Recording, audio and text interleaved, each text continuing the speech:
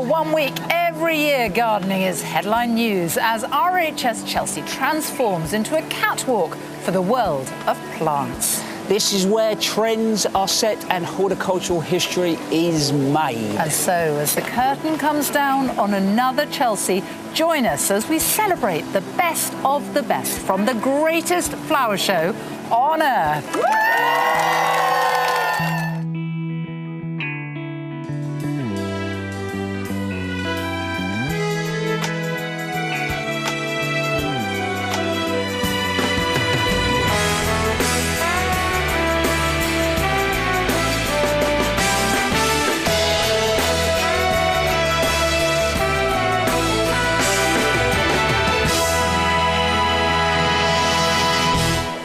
Hello and welcome back to the RHS Chelsea Flower Show 2026, an event supported by Range Rover. It is bank holiday weekend. The sun is out, it really is hot, and the scene is set to look back on a week of flower-filled memories. And what a week it has been, so much inspiration, plants and spaces. There's so much to take away this year.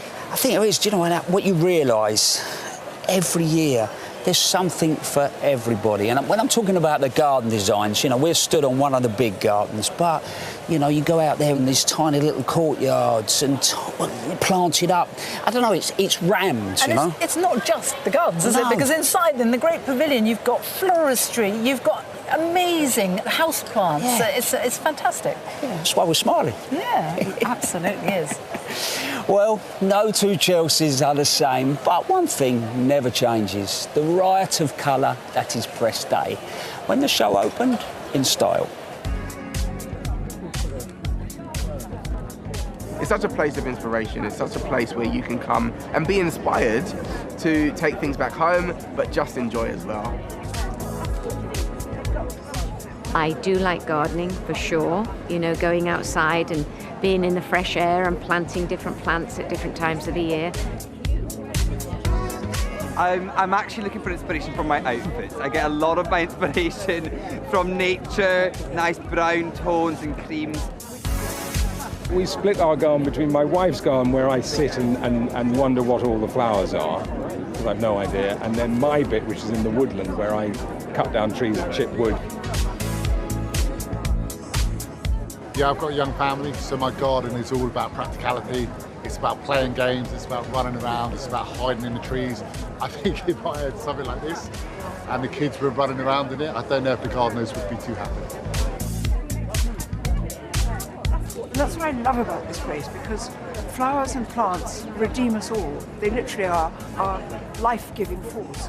And under these great trees and with scudding clouds, there's no better place to be. These flowers are from my garden, and just in case, I've got a stunt flower ready for when these start to wilt. We found about 15 trees that we want to plant. Yeah, we're going to leave here loads of trees. Yeah, it's great vibes. It's not a tradition of ours until about 4 years ago, so it's an enormous treat. It's wonderful. Well, I'm a big fan of irises and natural grasses.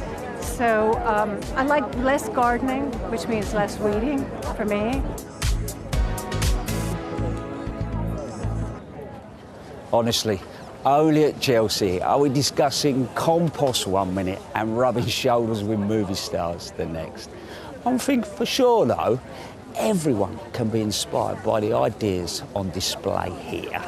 JJ, Rachel and I have been out and about rounding up the headline design takeaways from Chelsea 2026. Well, you know me, Adam. I come to Chelsea for a bit of inspiration, some take-homes. So what's your favourite colour? Because that is a big thing this year. Well, it's usually red, but I love the blues in here. So that's Anchusa, but I like the way it's worked in with the yellow. So that's Baptisia that dots it through, and then the purple of the chives. I've seen a lot of yellow throughout Chelsea. Should we go have a little look at what else is kind of catching people's eyes? Yeah, and then I'll see you in a little while. Cheers.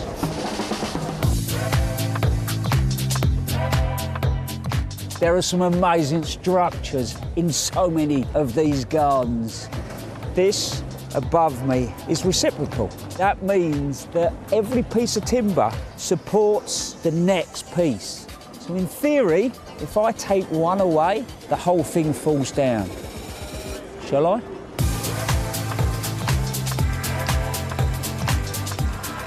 Water, water everywhere.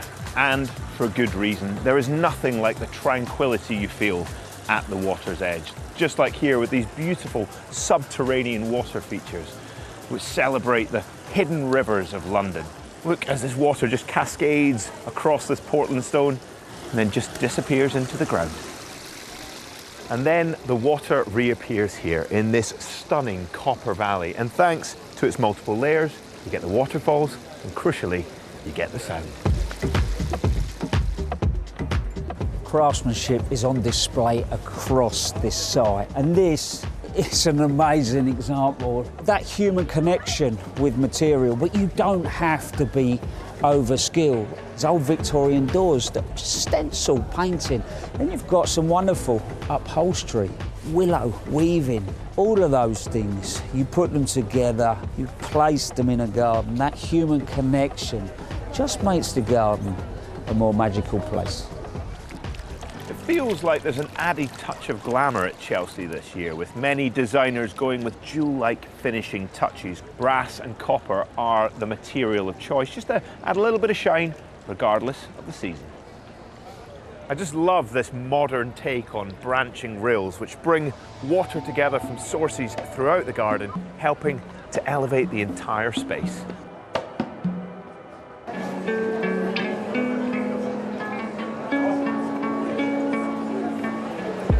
I'm in the Great Pavilion to take a look at the planting trends that are really coming to the fore this year. They should inspire and ensure that we all have a little bit of Chelsea magic in our own gardens for many years to come.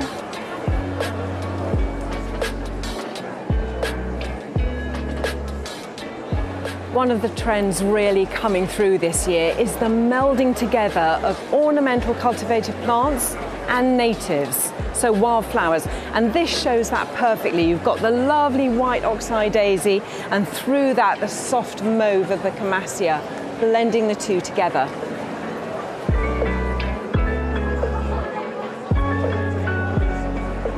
In this area, there's a drift of foxgloves. Now, they're very closely related to Digitalis purpurea, our native, but they've been bred to have more flowers going all the way around the stem. So it's a nod to nature, but still very much a garden.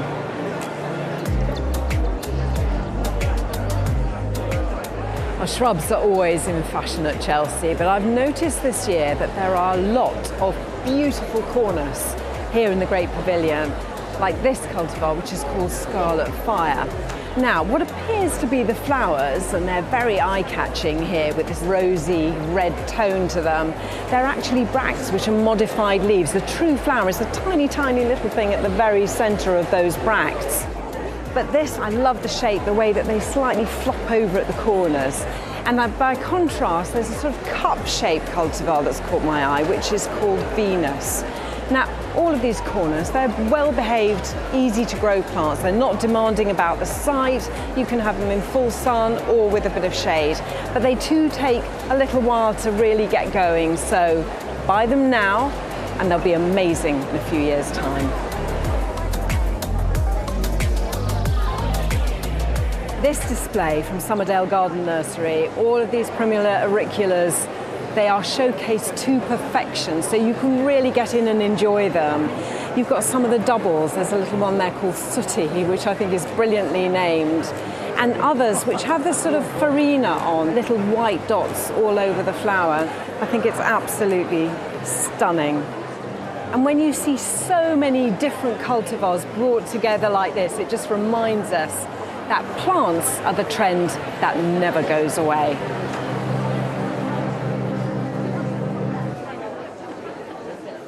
So much to see across the showground, and one of the gardens that everyone was buzzing to visit was the RHS and King's Foundation Curious Garden. They were queuing every day to get in there. It's designed by our very own Francis Tophill and championed by His Majesty the King, David Beckham and Alan Titchmarsh.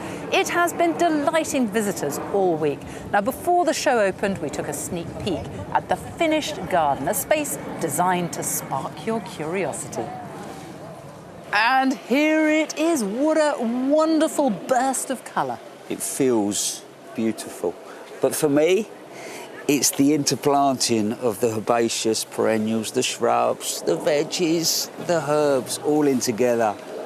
If you had a hard day at work, you came home, walked out, this would make you smile. It is making me smile right now. Let's go through the Museum of Curiosities as well, because I haven't seen this. It's the first time I've seen this properly finished, and all the flowers, the dried flowers hanging. Isn't it lovely? It is. Do you know, I imagine Francis' house to be like that. Do you think it very possibly is? And look at that beehive. Isn't that spectacular? Yeah, that's fantastic, isn't it? That's what David Beckham wanted. This place really does celebrate plants, doesn't it? It really does. Here she is. The woman herself. Congratulations. Hello. Well done, girl. Are you happy with it? I think so, but I need more time for it to all sink in. Ask me in a month. Yeah, no, I think it's really lovely. So, come on, you've been here, you've created it. What's your favourite elements? Ooh, well, I love the herbs. Yeah. That whole front edge. It took me 3 days because I kept calling off to, like, you know, can you check the gutters, can you do this? It took me 3 days to place that, but I really wanted to place that myself.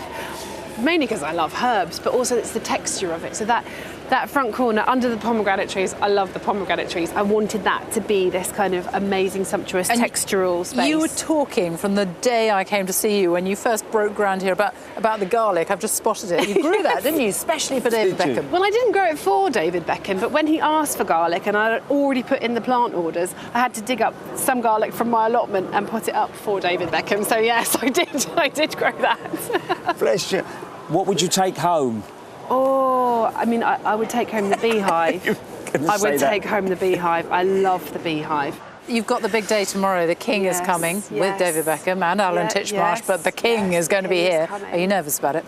Yeah, I am nervous. I feel like it's a lot of responsibility. I want to represent, you know, the RHS and the King's Foundation well. I want them to be proud. I want them to get it. And I just, you know, I want people to love it. I want people to learn from it and be inspired by it and enjoy it. But I think when everyone comes tomorrow, that will be the test of whether I've kind of done them proud. You've nailed it. Thank you. You've done. You've worked so hard, Francis, for masses of luck for tomorrow.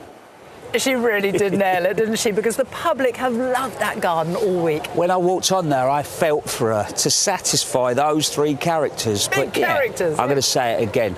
She absolutely nailed it. She's had a fantastic week, hasn't she? Well, we obviously loved it too, but what did the King think?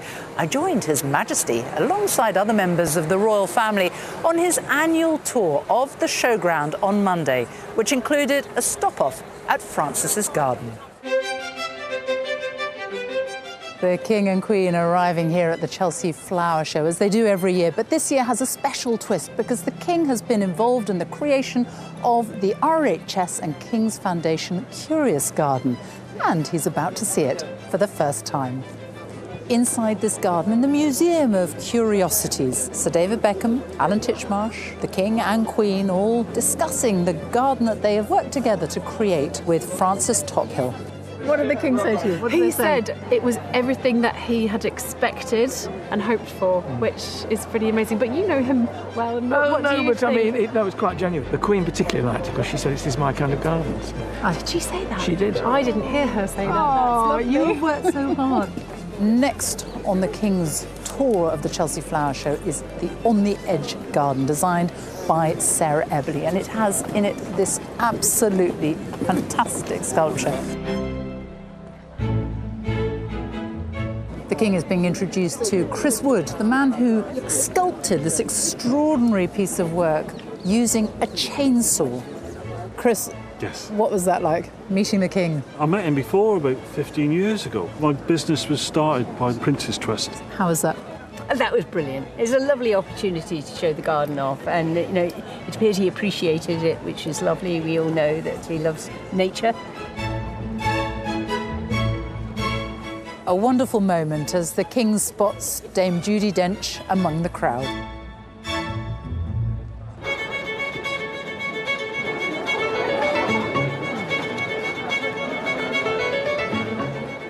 The King and Queen have been here on the showground for more than an hour now, and his final stop is right here, our very own Arit Anderson's garden that she's created for Parkinson's UK. And the Queen is already enjoying it. How do you feel now? This is the big hurdle you've done now, haven't you? The royal visit. Yeah, the royal visit. I mean, you know, obviously you hope the royals will come through and, you know, be able to sort of see the work that you've done. And so to have, you know, both, like I said, the King and the Queen come through it's great for the charity. What we wanted to do is to raise more awareness, and hopefully, you know, their visit will validate that. Congratulations, well done. Well, Arit's journey to create her first judged show garden here on Main Avenue was an emotional one. Her sister Julie is one of more than 100,000 people in the UK living with Parkinson's, and Arit designed the space with her sister very much in mind. I caught up with her before the show opened to get a preview of her garden.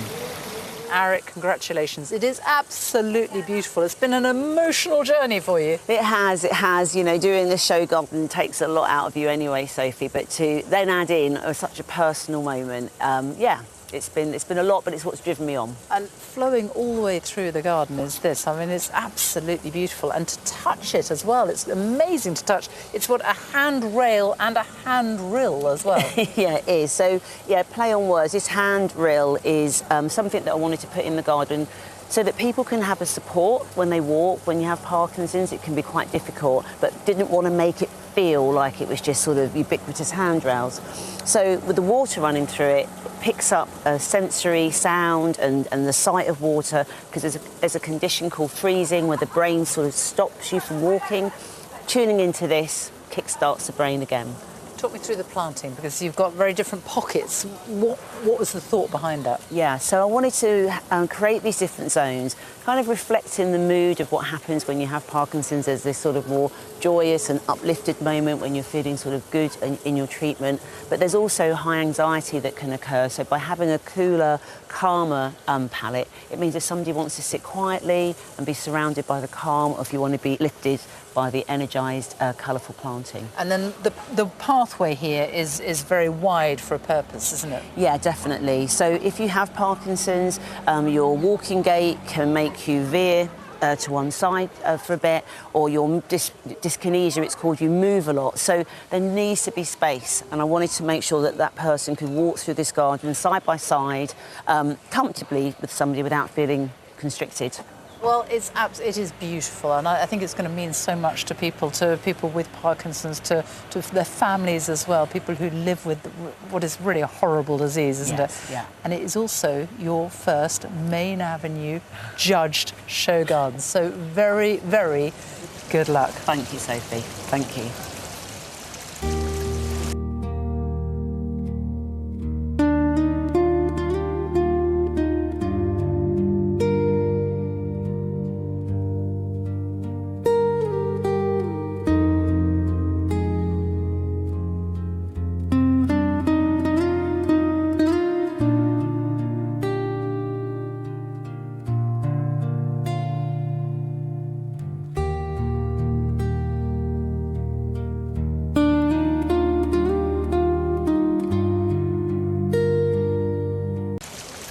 Arit wasn't the only designer sharing ideas to help harness the healing power of nature. Toby, Sue and Francis took a trip down Main Avenue to discover other gardens with health of people and our planet in mind.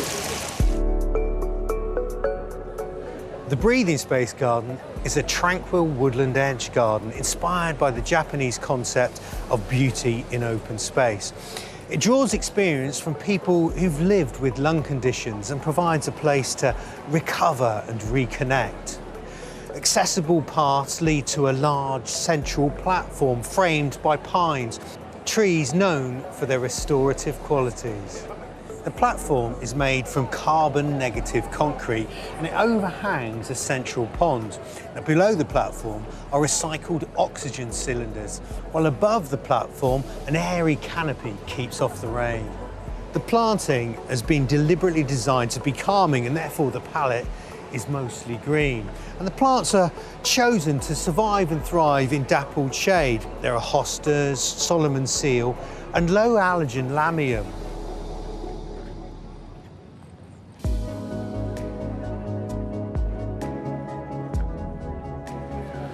The Children's Society Garden is a sanctuary for teenagers, offering safety, calm and connection in an overwhelming world.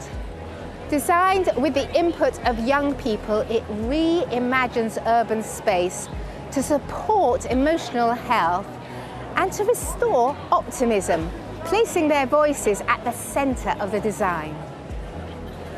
I'm underneath a recycled steel structure that frames the garden and is inlaid with glass art designed by the young people. I'm seated on a fallen timber chair, and all around the garden is a steel rill filled with water that ends in a contemplative pond. The low-maintenance green, pink and purple planting softens the linear design.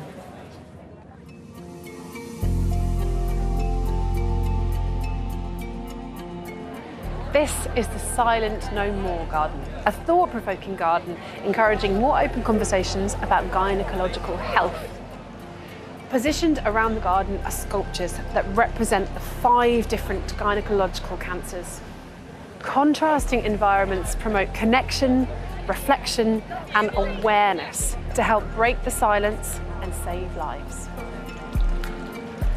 A steel pool flows away from the centre of the garden through a pair of rills that lead to a larger communal area. The planting palette here moves from silvers and blues right through to bold and vibrant colours. And the plants have been chosen to be well adapted to dry Mediterranean conditions. And throughout the garden, slate pathways have been used to echo the dry stone boundaries. Design ideas are plenty there to show how gardens can support our own well-being. But Toby Buckland has the secret formula for how we can return the favour and create beautiful borders at home that encourage wildlife and give nature a boost.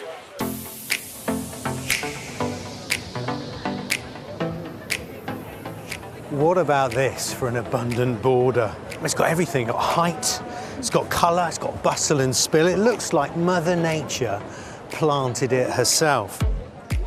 But of course that isn't the case, because every leaf, every bud, every bloom was in the back of the van being brought to Chelsea just 2 weeks ago.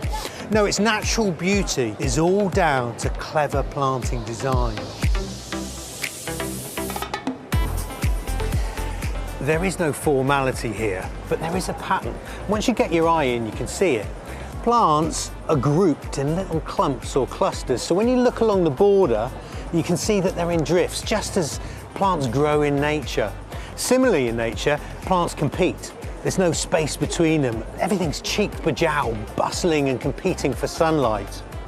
But there are also layers, and here's the clever bit. At the ground level, there are cowslips, again in little clumps and clusters. It's often said that if you want to create a naturalistic look, plant odd numbers of things, but I think that matters less than having an odd number of clumps or clusters of different sizes. Above them, oxeye daisies, beautiful daisy-like flowers, and then breezer or quaking grass. This shimmers in the breeze and is the whole garden's motif. Above that, there's another layer of flowers with valerian, with landing pad-like flowers, perfect for butterflies, and sweet rocket for the bees. And talking of the bees, this garden isn't just natural in its look, it's fit for purpose. All the plants in it encourage insects. I mean, foxgloves, for example, they're a hedgerow plant. And they grow tall because they're often in the company of brambles and nettles that rise as the flowers start to open. Each flower opens just above its neighbours, creating a warm air pocket that bees like to fly in. And then as the nettles grow, the flowers open further up the spikes. And that's the genius of designer Melanie Hicks. She's brought together a whole palette of plant that encourages pollinators and insects that both enjoy eating the plants and also sharing their pollen. And those insects bring in a whole nother layer of life, including bats. And just one final thought. See the trees at the back of the border? They're important. You see, have a tree near a fence line in your garden. It sort of links hands with the trees in the neighbours' gardens. Joins the landscape together so birds, bees and bats can make your garden their home.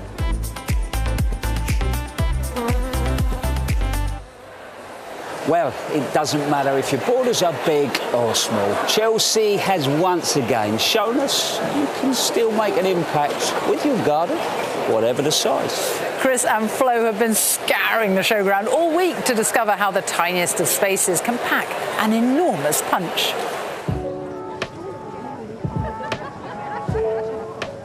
So Sarah, hedgerows in the sky. Yeah. I mean, it sounds like a 70s pop record, doesn't it? But when you first came up with the idea, it must have sounded pretty bonkers, mustn't it? Yeah, I wanted to raise the profile of the hedgerow and how important it is for nature, and the fact that we've lost a lot of our hedgerows in the countryside.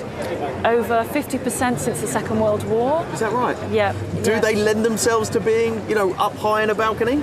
As long as you keep them pruned, because they will just keep growing, you'll be fine with them. The nice thing to think about is putting together as many different types of hedgerow plants as you can, because that will bring in the biodiversity, it will bring in all the pollinators, it will bring in your birds. Can you talk me through some of the different varieties you've got? We've got hazel. Yeah. We have hawthorn. So the hawthorn is one of the best plants in the country, in the UK, to attract pollinators. So after the oak is the hawthorn. We have the Gilder rose, which is this beautiful white flower you get in May. We have field maple, which has a lovely kind of acer-y shaped leaf, and everything will have some sort of interest at different times of the year. Yes. But they all grow really well together. It's how they would grow in nature. If I wanted to do this at home, Yep. what do I do? So you've got a couple of options. The cheapest option is in winter. So between October and March, you can buy the plants which are called native hedging plants very cheaply for maybe a few pounds. Okay. And they're called bare root. There's Right. no leaves on in that time of winter. Yes. And then you just pop them into your planters or into the ground. Okay. And then the other option is you can already buy them in pots or in bags. Those bags, you put them straight into the ground so it's instantly ready. It gives you a lot. Yeah. A hedge. For very little effort. Very little effort, yeah. You've got a water feature I see in the corner there. Yeah, one of the best things you can ever do, no matter the size of your garden or balcony, is to put water in, because water will attract insects and the birds. Hopefully the birds will come for a little drink when it's a bit hot one day. And I've noticed over my shoulder here you've got a bug hotel? Yeah, it's a bee hotel. Oh, cool. Yeah, that's Bee for hotel. Bees. Yeah, yeah. Anyone can make this. What you need to do is get some wood that's not been treated.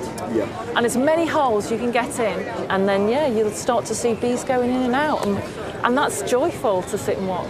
Okay, Sarah, I'm sold. But if someone wanted to do this, what's your top tip? Buy a native plant, pop it in a pot, pop it in the ground, give it some water, and tell your friends about it, because the more people that consider doing this and bringing native plants or just wildlife into their garden will benefit everybody.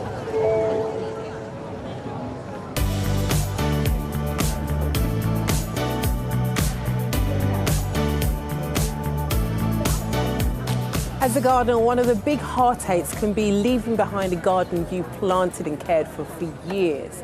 And if you're renting, you might think, actually, do I even want to invest in a garden because I might move out in 2 or 3 years? Well, you can actually, by using some really super lightweight planters that you can take with you. Now, these planters, they're made from a glass reinforced plastic, super lightweight, and they're only half filled. So the bottom is hollow, and the top where the soil is, only half filled with soil with a really lightweight soil. So these modular planters, you can move around the space quite easily, creating your own little pockets of planting and engaging in building a beautiful garden. As well as these big planters that give you the opportunity to grow vertically, we've got space under the table. And why not create a garden almost at floor level? Choice of plants is really important when you have an exposed garden in the sky. So tough plants are really quite critical. Nothing better than some alpines, which actually grow on the sides of cliffs and mountains. They're used to actually quite adverse weather. So things like armeria, these lovely flowers that are proper bee magnets. Anything you grow in your garden, you know, you've got to think about bringing the bees and the pollinators, because that's where all the vitality is. Licorice plants is also another good choice. And they've got various times here, and they are also, when they're full of flowers, full of bees, which is, you know, great for any garden. And then throw into the mix, you know, California poppy from seed. And that's a nice little thing to be able to just add to your garden and just create some evolution as you have quite a static display here. I mean, look at that pop of colour.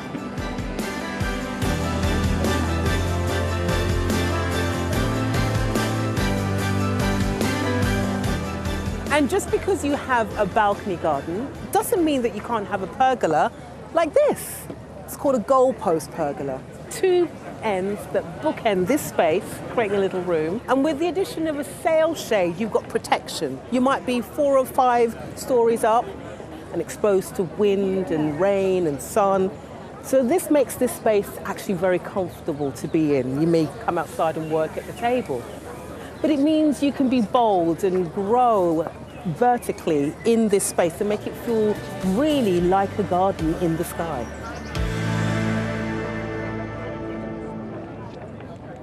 They're so clever, these small spaces, aren't they? You come here and they're like little jewels. You can stand in front of them and you think, I actually could take that home with me. Do you know what? That's a great description. I did quite a lot of filming on the Whittards, which took me back to my scruffy nan, her eclectic sort of back garden. But I'm saying that in a really beautiful way. The containers sit with the brickwork, the stonework, and then the planting just sort of brings it alive. And when you're in that space, it feels magical. It does, it really does. You know, the one that I think is rather magical there, because I love the idea of it, is the one Tales from the Riverbank. Yeah. So the one that's been created for a riverboat or a barge. And you've got the sort of front of it there, and then you've got all the edibles on the roof, and it's somewhere I can imagine sitting there and letting the world slip by. But another thing that demonstrates is the craft here at Chelsea. There's some incredible craftsmanship on that garden. There really is. You know, you look at the finer detail. Absolutely but it just fantastic. goes to show you don't have to have huge spaces to transform something into something so beautiful. No, reality is there's something for everybody. Yeah, there really is. We've got plenty more highlights for you tonight. Looking back at the RHS Chelsea Flowers Show 2026, an event supported by Range Rover. Now, from the big winners of the week in houseplants, floristry and the all-important RHS Chelsea Plant of the Year, we have got it all for you. But first, another chance to enjoy 2 of the gold medal winning gardens going big and bold with their sustainable designs. This is A Seed in Time, a family garden centred on a wetland. It celebrates Britain's disappearing wetland crafts while addressing climate change. With a range of biodiverse zones, it demonstrates how to improve habitat health, support species, and address biodiversity loss in the UK. The focal point of the garden is the seating area, and it has walls and a canopy designed as if made from concrete in the brutalist style, when actually they're made using much older, traditional, ancient straw bale and reed building techniques. As well as keeping the seats dry, the canopy captures rainwater and channels it down into a central wetland habitat made of a concrete using 92% recycled material.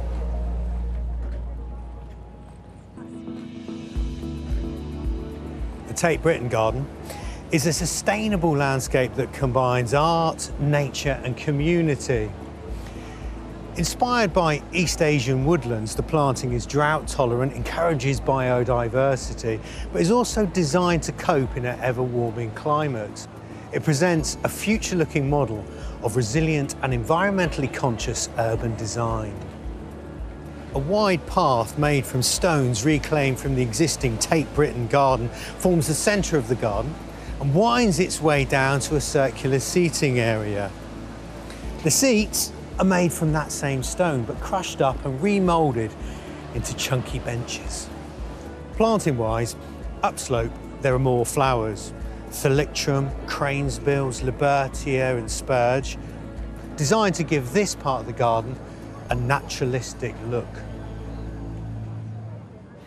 Well, if you aspire to a garden like that, but you don't have the space, or if you simply want to bring the outside in, Arit Anderson was our woman on the ground seeking out the latest trends in houseplants and floristry to give your interiors the ultimate makeover.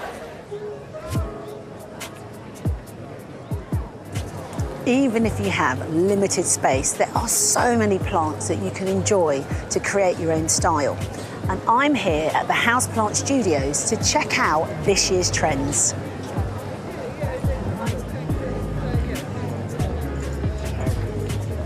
This houseplant studio, the Composer's Cabin, has really taken inspiration from blurring the lines in nature, bringing the outdoors in and the indoors out, taking plants that have got the same leaf shape, something like this Farfugium, on the outside, but inside making sure it's echoed by something like a Monstera. But you don't just have to think about plants in containers. What about climbers? Look at this lovely actinidia on this pergola. But if you want to think about climbers on the inside, then why not try a climbing fig? Now this is Aphrodite's hothouse, and there is certainly a passion and love of plants here. Now, if you want to create this look, you've got to take a few things into account. You've got to be bold on the colour. So something like this anthurium is going to be perfect. Using large leaves like the homolamina here and the philodendron means you can get that real jungly vibe. If you want to get the Aphrodite look, you've got to love what you're doing. Natalia, I think you've done an amazing job. What's your favourite house plant that you've got here? Definitely the monkey tail cactus with the hairy stems just there. So tell me, if I want to grow succulents and cacti as good as this, what would I need to do? There's a misconception that cacti and succulents, because they're so hardy, they can go in a space without much light, but that's just because they won't show for a very long time that they're struggling, and then one day they'll just collapse. So put them in a sunny spot, ignore them, and just don't water them for a very long time. Let them dry. Brilliant advice. Yeah. Thank you so much. Thank you. There's more to explore in the pavilion with the creative spaces judged by RHS ambassadors Nikki Chapman and Simon Lysett.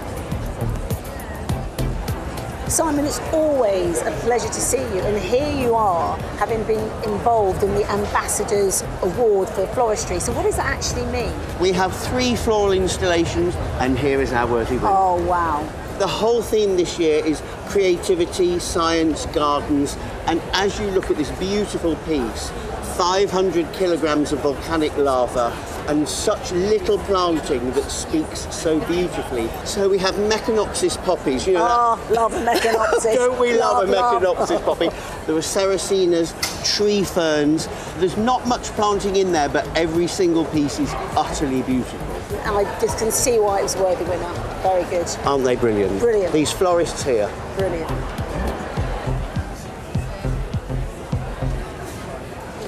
One thing's for sure, the Great Pavilion never fails to amaze. All 12,000 square metres of it, or 500 London buses in old money.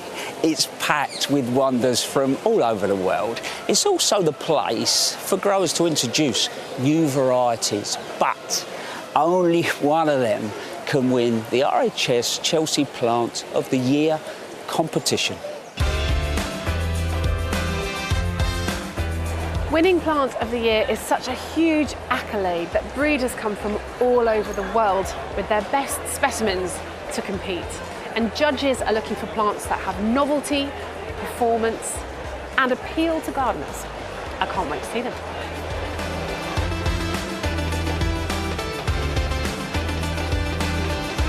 And coming in at number 3 is this.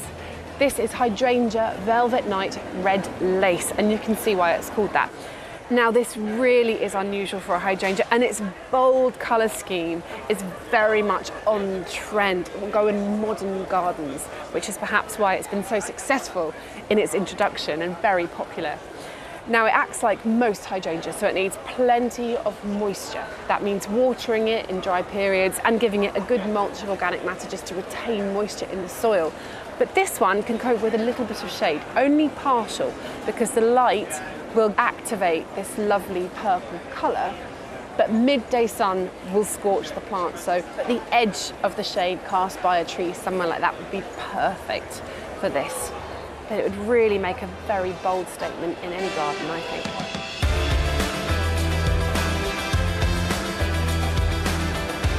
At number 2, we have another hydrangea. This is Paniculata Groundbreaker Ruby, and it is a really versatile plant, from a modern garden to your quintessential quirky cottage garden. Now, the unique thing about this is it's the first Paniculata hydrangea that's truly a ground cover. It doesn't get any taller than 40 centimetres and about 70 centimetres in width. The other lovely thing about this plant is that now, as the flowers have opened, they're this very muted white, almost green colour. But as the summer continues and then the autumn goes on, they'll turn to pink and then ruby, and this will stay ruby right through the winter. So you have colour right through the year. You can see why this is such a popular plant.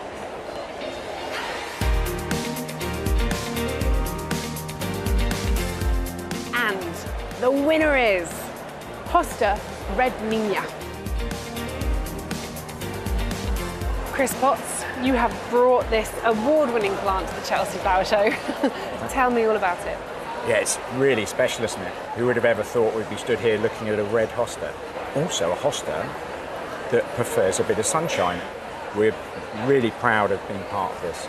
And how did this come about?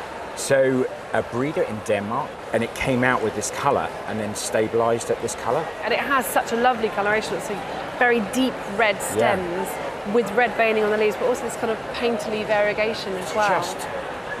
I think it's a really breathtaking plant. And so, if you put this plant into shade, it's going to have that more mottled look, and it's like a beetrooty green. But if you put this into full sunshine, it's really going to colour up and be really, really red. There's appeal in spades, but tell me about the performance of it. We always say to people, put hostas in pots rather than the ground. And also with this one specifically, you can then move this to wherever you need it to be light level wise. So if it needs a bit more sunshine, you can move it red. It's so well deserved. Enormous congratulations. Thank you. Now, Chelsea doesn't just cater for the experienced gardener. Across the week, Sue Kent has been looking at plant choices perfect for beginners. And when it comes to surefire success, the only way is up.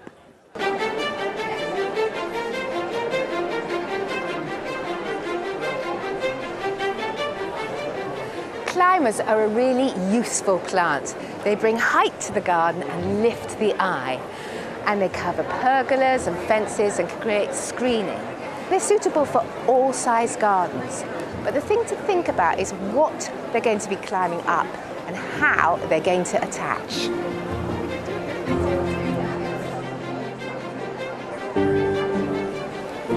You've got a wonderful choice of colours with clematis, and they flower throughout the year, so if you want a summer flowering one, you choose type 2.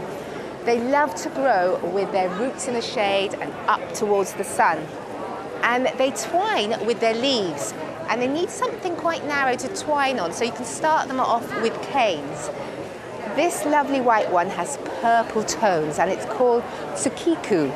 That means moonchild. And can you imagine sitting in your garden on a summer's night, the moon is shining, this beautiful pulse glowing?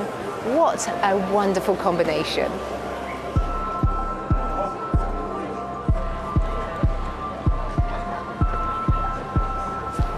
This is a Japanese climbing hydrangea, and it has lovely frothy white flowers in late spring and these gorgeous leaves. It is deciduous, so the leaves will go in winter. The great thing about this is it's self-supporting. It's got aerial roots which will attach itself to a cabin like this or a brick wall. And you need patience because it does take a while to get established, but over time it can cover a whole wall. It does well on an east-facing wall with a bit of morning sun like this, but it also does well on a north-facing wall, which is unusual for a climber. I've got a similar one in my garden and it's looking magnificent in the moment, so I thoroughly recommend it.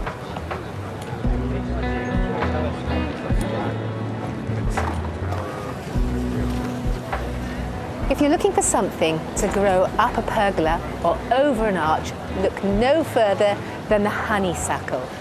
Once it gets going, it'll wind round itself, so it's self-supporting, but it does need a nice, strong structure.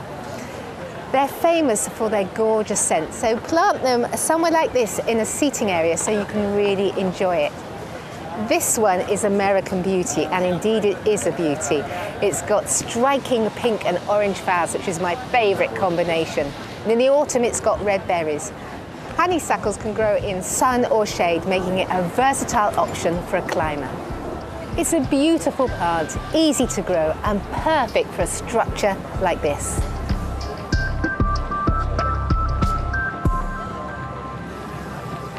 At Chelsea, the stars of the show are the plants themselves, attracting thousands of visitors each year. Amongst them, some famous faces. Nikki and Angelica caught up with some of them to discover more about their passion for gardening. Please welcome Dame Elaine Page. It's wonderful to have you here. Isn't it wonderful to be here amongst all this foliage and plants and flowers, and just wonderful. Now, not many people know that it's when you were a little girl that you found a love of nature by potting plants in your maisonette. I did. We lived in a maisonette in Barnet High Street, and we didn't have a garden, but we had pots. And my mother has always loved flowers and gardening, and so I was first taught about planting and plants there in the maisonette, and then many years later we moved to East Barnet, where for the first time we actually had a proper garden, and my mother made a wonderful rockery, and my father's pride and joy was the lawn. He wanted to make it like Wimbledon, you know, the grass courts, and they would also plant vegetables. We had an apple tree, and she would make lots of wonderful apple pies. So that's where I learned about gardening. For me, to be able to be in a garden or to have just even some pots, some pretty flowers to look at, that just works for me. I know you're relatively new to gardening, but when you bought your house, what was the garden like? Did that attract your attention, or was it the house itself? It was the garden. Was it? We hadn't even stepped foot into the house, and I think I said to my wife, there's a little forest area at the back. We're on just under an acre. I said to the estate agent, do you mind if we just have a minute? Went back there, I said to my wife, we've got to have it, we've got to have it. I mean, it's amazing, isn't it? But what was the garden like? Was it mature, or did it need work? No, mature. The wisteria that we inherited is the most beautiful wisteria. We've got a grade 2 listed wall that, to be honest with you, it deserves a little bit more. And I think you've got a bit of footage about a wellness area that we have created only this week. I actually only sent the footage yesterday. I was like, come on, if anything's going to keep me accountable, it's Chelsea Flower Show. There's nothing better than being able to go out every morning. We've got a sauna out there, we've got a little plunge, so I've got my little wellness area opposite the area that we've just created. So it's kind of all there. I want to discuss your lawn. The lawn's your pride and joy of your husband, isn't it? It is. How does he manage that? Justin is honestly amazing. He puts so much effort into that grass. It's the whole process. I mean, I'm not going to go through it because I don't know the stages, but there's a lot. There's a lot. And everybody's always commenting on the grass, and it's great. Like, he has done such an amazing job. It's a big space, and I've got 3 boys. They play football on it. So there has to be a line, is what I've said to him. It's like you have to lock him up to say, right, the boys are on the grass, they're on the lawn. He's allowed to get it to its like perfect state at the start of summer, which is kind of now really. But then I'm like, you have to let it go. You have to let them be out there enjoying it, because that's the whole point of the garden. We all want to just be out there together, sitting, drinking, barbecues, boys playing football. Like, that's the dream. Amazing. You are such a regular here. You love it, don't you? I absolutely love it. I'm very lucky to get to come. I think it's the most lovely celebration of all things gardening, and you always meet nice people. You never get someone angry doing gardening, do you? You never get someone go, get out of the way. No, it's what we all need. Yes, the world needs more calm people in a garden. On a global level. Exactly. I do think that. I think a lot of the world's problems could be sorted out if we all spent a bit more time gardening. How do you feel gardening affects your mood? Is it your release, your sanctuary? My partner says everything's okay when I'm in the garden, and I think that's true. Like, all the noise, all the nonsense on social media or in the news, all those things go away when you have to put your screen down and you just are there with the plants, and you can't rush growing plants. No. And also, you can't be a perfectionist. You have to let go of that. They don't laugh at your jokes. They don't laugh at my jokes. I know, it's like doing a tour show. No pressure at all, but lots of gorgeousness. And that is what you're going to find, because I know you're desperate to go and explore a little bit more. Well, I can't wait to go and have a look. And I like the balcony gardens and the container gardens. Off you go. I'm going to go. All right, I'll go. I do spend a lot more time now in the garden. Well, it's been interesting seeing the pictures of your garden. I mean, you don't like hard landscaping, you're into the plants, aren't you? I am. What interests me mostly is the actual plants themselves. These beautiful, living, breathing things that I can just exist with, at the same time, in my own space, in my own garden. It's like the nature of it. I love that I'm surrounded by the greenery, so... It's your mother that loved gardening and passed that down to you. That's right. My mum will be absolutely loving the fact that I'm talking to you about gardening, because both my mum and my dad, my late father, garden obsessed. Growing, planting, veggies as well as beautiful plants and flowers. And I started to appreciate it as I got older. Yeah. So seeing, for example, seeing roses today makes me think of my dad. Yeah. Sitting in this beautiful garden, how wonderfully landscaped it is, makes me think, oh, my mum would appreciate this so much. Yeah, I'm blessed. Now, every year, the award all the designers really want to win is the one that is voted for by you at home. It is the BBC RHS People's Choice Award. You voted in your thousands, but there could only be one winner. And with such a special award, joining Angelica and the RHS to surprise the winner was none other than Dame Mary Berry. Well, it is a most beautiful garden, and all today we've been talking about making the best of summer. That's the important I'm really thing. sorry, but we have got some news, and I'm sorry to do this to you. James. Harriet, I'm delighted to present you with the RHS and BBC People's Choice Award 2026. Amazing. I'm more excited than you are. Wonderful. It's so kind. How are you feeling? Oh, I think your face says it all, doesn't it? It has been an incredible week. The public have absolutely, you can see they have adored your garden, the important message that goes with it as well. I'm sure this means the world to you and also to the charity. It's so kind. And obviously I have to thank my sister and her bravery for letting us share her story and being able to work with a fantastic charity. And we just want to help people that have got Parkinson's. So, my little motto has been, I know medals and stuff are important, but not everything glitters is gold, but this is. It was a hugely popular choice, and we couldn't resist the chance to take a wander through the garden with Mary herself. What a moment. It was lovely, wasn't it? Absolutely amazing, and didn't she deserve it? She really did. And Adam, let's take a walk through the garden, but you have won, 7 gold medals over the years? What does it mean to designers to get the People's Choice Award? I think in reality, you get your medal, necessarily always get what we want, but then the public arrive, and all of a sudden, these become gardens. And something like this, it's that emotional reaction And then to get to the end of the week and for that to turn into an award is incredible. And Mary, I know you love this garden, don't you? Why is it so special to you? I love the planting, and you know, I have friends with Parkinson, and you know, if you're a little bit old, you need a little bit of comfort, support, and then you have the rill.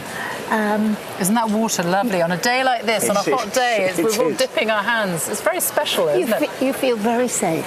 You really do, don't you? And I think the Parkinson's community have really reacted to this garden. It means a lot. My father had Parkinson's and he died last year. But things like the night shelter there, which is for people with Parkinson's who suffer from terrible insomnia. And it's beautifully planted in there, isn't it? Yes, it's a real refuge, this garden. And this is so smooth and comforting. Now, Adam, what would you take away from Chelsea? We're going to have to say goodbye to it now. What are you taking with you? Wow. Yeah. Do you know, I'd have to go back to a moment when you and I walked onto the Killock garden and there was a pear tree. That was like a work of art. But there's quite a few of those across the showground. So yeah, for me, for my new garden, that would be it. You? Well, I'm obsessed with Mother Nature. I saw her being driven into the showground 3 weeks ago, and I just think she is spectacular. But my garden's not big enough. you also might need an Arctic. Yes, I know. I'm not entirely sure. I don't think I'd have a garden left if I put her in it, but she is absolutely wonderful. If not Mother Nature, I'm going for an auricula because they're back here this year and I love the auriculas. They're so like little gems. They are special. They are. Well, what a week it's been. If you can't wait until next year, you can catch up with all our coverage on the iPlayer. But before we go, a huge thank you from the whole BBC team in front and behind the cameras. We hope that you have enjoyed it as much as we have. And we have one final treat in store for you, because bringing the curtain down on another glorious year at Chelsea is the one and only Michael Ball.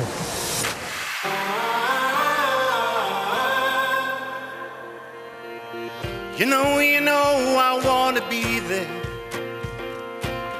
I know you're not alone.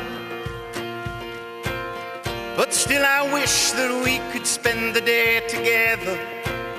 It's been a while since I've been home. I know that you can hear me. I know that you do. Every time your heart beats, know that I will always be finding my way back to you. Let them say what they want to, 'cause our love is enough to hold on to. They can't stop you and I if they try, it's alright. There's a light and it's shining upon you. I see you glow.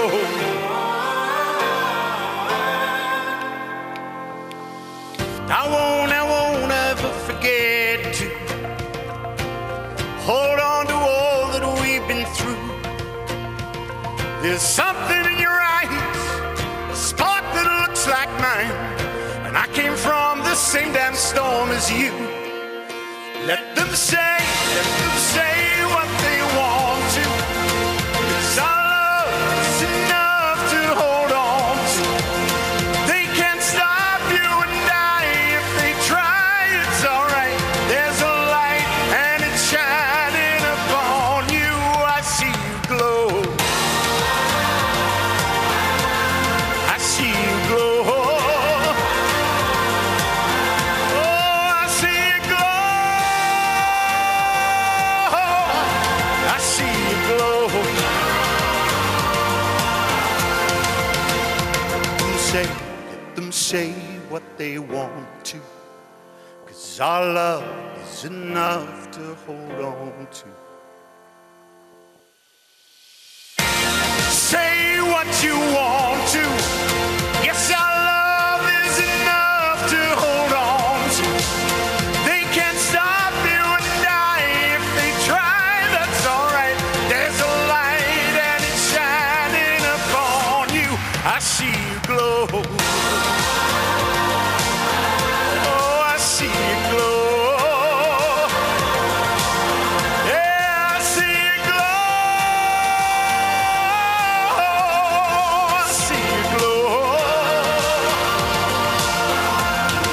see